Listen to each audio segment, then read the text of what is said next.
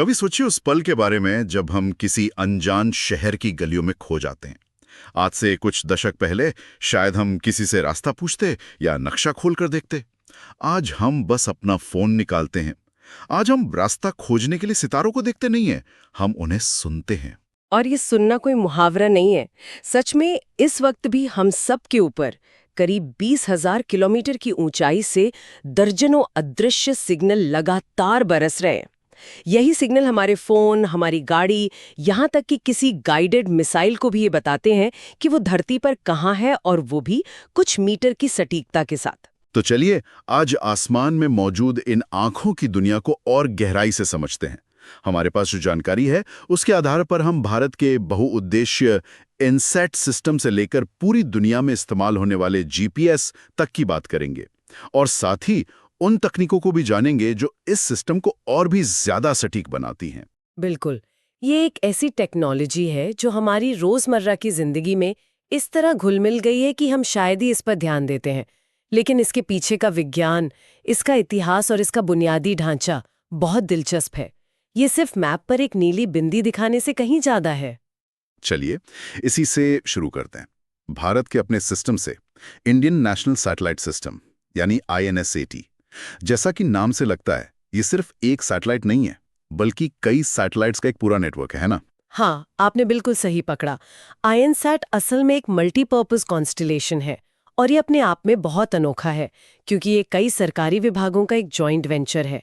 इसमें department of space, department of telecommunications, India meteorological department और हमारे राष्ट्रीय प्रसारक सब एक साथ काम करते हैं। के 5 मुख्य काम हैं।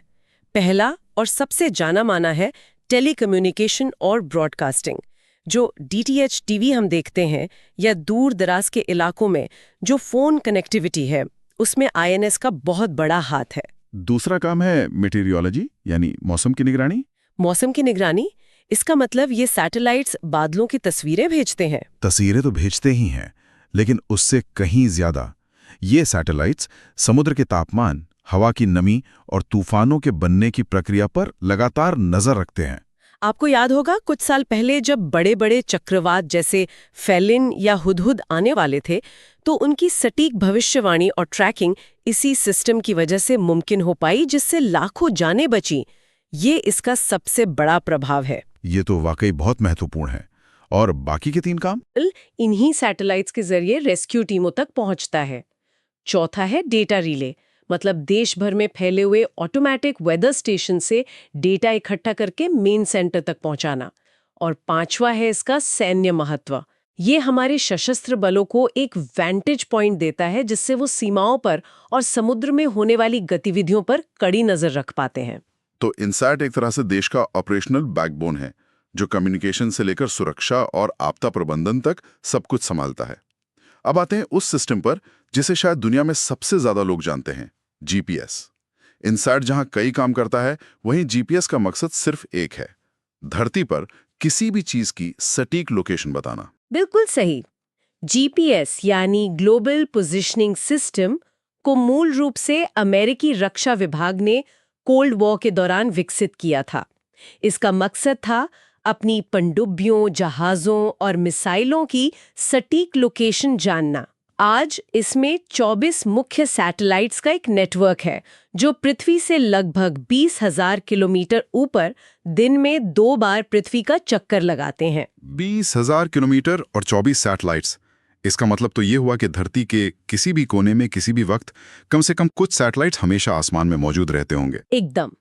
इसी डिजाइन की वजह से ये 24 घंटे ग्लोबल कवरेज देता है, और ये हमें 3 बहुत जरूरी जानकारियां देता है: लैटिट्यूड, लॉन्गिट्यूड और एल्टीट्यूड।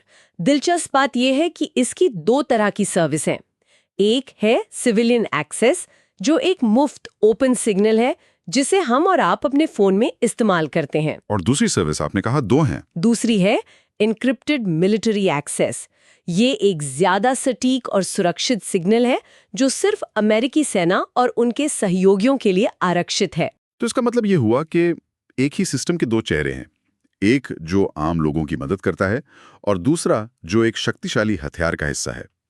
ये सोचना थोड़ा अजीब है कि जिस टेक्नोलॉजी से हम कैब बुक करते हैं, उसी से एक गाइडेड मिसाइल भी अपना टारगेट ढूंढती है। ये ड्यूल यूज टेक्नोलॉजी का एक क्लासिक उदाहरण है। लेकिन अब सवाल ये उठता है कि ये काम कैसे करता है? हमारा फोन आखिर ये कैसे जान लेता है कि हम कहाँ हैं? यही सवाल मेरे मन में भी था। क्या ये सैटेलाइट्स कोई तस्वीर खींचकर भेजते हैं? नहीं, यहाँ जो बात सबसे फैसिनेट करती है वो ये है कि पूरा जीपीएस सिस्टम एक ही चीज पर आधारित है, प्रिसाइज टाइम। हर जीपीएस सैटेलाइट में एक एटॉमिक क्लॉक होती है। ये घड़ियां इतनी सटीक होती हैं कि शायद 3 लाख साल में सिर्फ 1 सेकंड आगे या पीछे हों। एटॉमिक क्लॉक, तो सब कुछ समय के खेल पर टिका है। किस वक्त भेजा था? आपका रिसीवर यानी आपका फोन एक ही समय में आसमान में मौजूद कई सैटेलाइट्स के सिग्नल्स को सुनता है। और फिर आपका फोन ये हिसाब लगाता है कि सिग्नल को सैटेलाइट से उस तक पहुंचने में कितना समय लगा। मान लीजिए सिग्नल को पहुंचने में 0.07 सेकंड लगे। क्योंकि हमें सिग्नल की रफ्तार पता है जो कि प्रकाश की गति है, तो हम दूरी का पता लगा सकते हैं। स्पीड को टाइम से गुणा करके डिस्टेंस निकल आता है। अच्छा, तो अगर मेरा फोन ये जान ले कि वो सैटेलाइट A से X किलोमीटर दूर है, सैटेलाइट B से Y किलोमीटर दूर है और सैटेलाइट C से Z किलोमीटर दूर है, तो वो इन 3 दूरियों के कॉमन पॉइंट से आपकी लोकेशन निकाल लेता है। जैसे गणित में 3 गोलों का इंटरसेक्शन पॉइंट। बिल्कुल। आपने एकदम सही समझा। इसी प्रक्रिया को ट्रिलैटरेशन कहते हैं। जब आपका फोन कम से कम 3 सैटेलाइट से अपनी दूरी पता कर लेता है तो उसे एक 2D फिक्स मिलता है, यानी मैप पर आप कहाँ हैं, आपका लैटिट्यूड और लॉन्गिट्यूड क्या है। लेकिन आपने शुरू में कहा था कि ये एल्टीट्यूड यानी ऊंचाई भी बताता है। उसके लिए क्या होता है? 3 सैटेलाइट से तो सिर्फ मैप पर लोकेशन मिली। ये बहुत अच्छा सवाल है। 3D लोकेशन के लिए यानी आपकी ऊंचाई जानने के लिए एक चौथे सैटेलाइट की जरूरत पड़ती है। चौथा सैटेलाइट न सिर्फ आपकी लोकेशन को कंफर्म करता है बल्कि एक और बहुत जरूरी काम करता है। वो आपके फोन की घड़ी की गलती को ठीक करता है। मेरे फोन की घड़ी की गलती? वो तो काफी सटीक लगती है। हमारे लिए सटीक है लेकिन जीपीएस के लिए नहीं। जैसा मैंने कहा, जीपीएस एटॉमिक क्लॉक इस्तेमाल करता है जबकि आपके फोन में एक साधारण क्वार्ट्ज क्लॉक होती है। दोनों की सटीकता में जमीन आसमान का फर्क है। अगर समय की गणना में 1 सेकंड के लाखवें हिस्से की भी गड़बड़ी हो जाए तो आपकी लोकेशन में सैकड़ों मीटर का फर्क आ सकता है। चौथा सैटेलाइट इसी टाइमिंग एरर को पकड़कर उसे ठीक करता है, जिससे आपको एक सटीक 3D फिक्स मिलता है। यही वजह है कि पायलट या पर्वतारोहियों के लिए 4 सैटेलाइट्स का सिग्नल मिलना बहुत जरूरी है। ये सब तो ठीक है, लेकिन मुझे हमेशा लगता था कि जीपीएस एकदम सटीक होता है। क्या हमेशा ऐसा होता है या इसमें भी गलतियों की गुंजाइश है? जैसे कभी-कभी मैप पे हमारी कार सड़क के बगल में चलती हुई दिखती है। आपके बात सही है। स्टैंडर्ड सिविलिंग जीपीएस की सटीकता लगभग 5 से 15 मीटर के बीच होती है और इस गलती की कई वजह हैं। एक बड़ी वजह है हमारा वायुमंडल, खासकर आयनोस्फेयर। जब सैटेलाइट का सिग्नल आयनोस्फेयर से गुजरता है तो वो थोड़ा धीमा हो जाता है। कुछ नैनोसेकंड की ये देरी भी जमीन पर आपको कई मीटर दूर दिखा सकती है।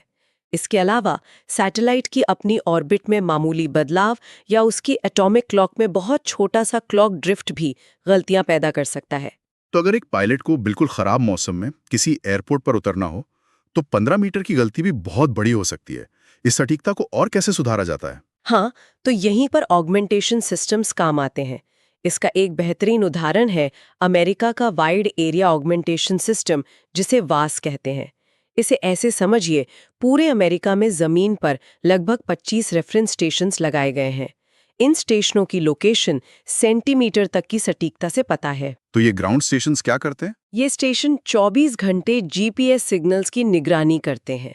क्योंकि उन्हें अपनी सटीक लोकेशन पता है तो वो तुरंत हिसाब लगा लेते हैं कि जीपीएस सिग्नल में उस वक्त कितनी गलती आ रही है। और फिर ये उस गलती का क्या करते हैं? वो इस गलती की जानकारी, जिसे करेक्शन मैसेज कहते हैं, एक मास्टर स्टेशन को भेजते हैं। मास्टर स्टेशन उस करेक्शन मैसेज को ऊपर एक जियो स्टेशनरी सैटेलाइट को भेजता है। जियो स्टेशनरी सैटेलाइट वो होते हैं जो पृथ्वी के रफ्तार के साथ ही घूमते हैं, इसलिए हमें आसमान में एक ही जगह पर टिके हुए लगते हैं। समझ गया। और हमारा रिसीवर उस करेक्शन सिग्नल को पकड़ लेता है? बिल्कुल। अगर आपका जीपीएस रिसीवर, जैसे किसी हवाई जहाज का नेविगेशन सिस्टम, WAS एनेबल्ड है, तो वो जीपीएस सिग्नल के साथ साथ इस करेक्शन सिग्नल को भी पकड़ता है और अपनी लोकेशन की गणना को तुरंत ठीक कर लेता है। इससे सटीकता 15 मीटर से घटकर 3 मीटर से भी कम हो जाती है। इसी तरह का एक और सिस्टम है डिफरेंशियल जीपीएस या डीजीपीएस, जो डेटा को और भी सटीक बनाता है, कभी-कभी तो 1 मीटर से भी कम। इसका मतलब है कि इसके उपयोग सिर्फ रास्ता खोजने तक ही सीमित नहीं है। इतनी सटीकता के साथ तो इसके अनगिनत इस्तेमाल हो सकते हैं। सही कहा, इसके उपयोग लगभग अनगिनत हैं। हमने सेना के इस्तेमाल की बात तो की ही, लेकिन इसके सिविलियन उपयोग उससे भी कहीं ज्यादा विविध हैं। जैसे कि मरीन और लैंड प्रोफेशनल्स के लिए ये एक क्रांति है। जहाज़ों के लिए सुरक्षित नेविगेशन, मछली पकड़ने वाली नावों के लिए सही जगह का पता लगाना। जमीन पर सर्वेक्षक इसका इस्तेमाल जमीन का सटीक नक्शा बनाने के लिए करते हैं। भूविज्ञानी प्लेट टेक्टोनिक्स और ज्वालामुखियों की गतिविधियों पर नजर रखने के लिए इसका इस्तेमाल करते हैं। और खोज एवं बचाव में भी इसका बड़ा रोल होगा। बहुत बड़ा। सर्च एंड रेस्क्यू टीमें किसी को ट्रैक करने या किसी खास लोकेशन पर तेजी से पहुंचने के लिए इस पर निर्भर करती हैं। यहाँ तक कि वाइल्ड लाइफ मैनेजमेंट में जानवरों के मूवमेंट को ट्रैक करने के लिए उनके कॉलर में भी जीपीएस डिवाइस लगाए जाते हैं। लेकिन जो सबसे हैरान करने वाली बात है वो ये है कि जीपीएस का सबसे बड़ा योगदान शायद लोकेशन बताना है ही नहीं। ये तो दिलचस्प है। तो फिर क्या है? इसका सबसे बड़ा योगदान है दुनिया को एक यूनिवर्सल सिंक्रोनाइज्ड टाइम देना। क्योंकि हर सैटेलाइट पर एक एटॉमिक क्लॉक है, इसने पूरी दुनिया में किसी के लिए भी बेहद सटीक समय जानना मुमकिन कर दिया है। इसी वजह से हमारे मोबाइल फोन नेटवर्क आपस में सिंक्रोनाइज्ड रहते हैं। स्टॉक मार्केट में होने वाले लाखों ट्रेड मिलीसेकंड की सटीकता से हो पाते हैं और पावर ग्रिड स्टेबल रहते हैं। इन सब चीजों का मैपिंग से कोई लेना देना नहीं है, लेकिन ये सब जीपीएस की टाइमिंग की वजह से ही संभव है। ठीक है, तो अगर हम आज की सारी बातचीत का सार निकालें तो मुख्य बातें क्या हैं? सबसे पहले हमने INSET को समझा, जो भारत का एक बहुउद्देशीय सिस्टम है और टेलीकम्युनिकेशन, मौसम की भविष्यवाणी और आपदा प्रबंधन जैसे कई जरूरी काम करता है। फिर हमने जीपीएस के मूल सिद्धांतों को समझा। ये 24 सैटेलाइट्स का एक अमेरिकी सैन्य सिस्टम है जो अब दुनिया भर में इस्तेमाल होता है। इसका पूरा काम टाइम के सटीक माप पर आधारित है, जहां रिसीवर सिग्नल आने में लगे समय से सैटेलाइट्स की दूरी का पता लगाता है। हमने ये भी जाना कि 3 सैटेलाइट से हमें मैप पर 2D लोकेशन मिलती है, जबकि चौथे सैटेलाइट से हमें 3D लोकेशन यानी हमारी ऊंचाई का भी पता चलता है। और सबसे जरूरी, वो हमारे रिसीवर की घड़ी की गलती को भी ठीक करता है। और आखिर में हमने देखा कि जीपीएस की स्वाभाविक गलतियों को वॉस और डीजीपीएस जैसे ग्राउंड बेस्ड सिस्टम कैसे ठीक करते हैं, जिससे सटीकता 3 मीटर से भी कम हो जाती है। और ये भी कि इस टेक्नोलॉजी के उपयोग नेविगेशन से कहीं आगे फाइनेंशियल मार्केट से लेकर वाइल्ड लाइफ ट्रैकिंग तक फैले हुए हैं। एक जरूरी सवाल खड़ा करती है, जिस पर श्रोताओं को सोचना चाहिए। हमने बात की कि 3D पोजीशन के लिए चौथा सैटेलाइट क्यों जरूरी है। एक तो ऊंचाई के लिए और दूसरा रिसीवर की घड़ी की मामूली गलती को ठीक करने के लिए। तो सवाल ये है कि इन दोनों कामों में से ज्यादा जरूरी काम कौन सा है? क्या चौथा सैटेलाइट मुख्य रूप से हमारी ऊंचाई बताने के लिए है, या फिर समय की उस छोटी सी गलती को सुधारने के लिए जिसके बिना पूरा सिस्टम ही बेकार हो जाएगा? इस पर सोचिएगा।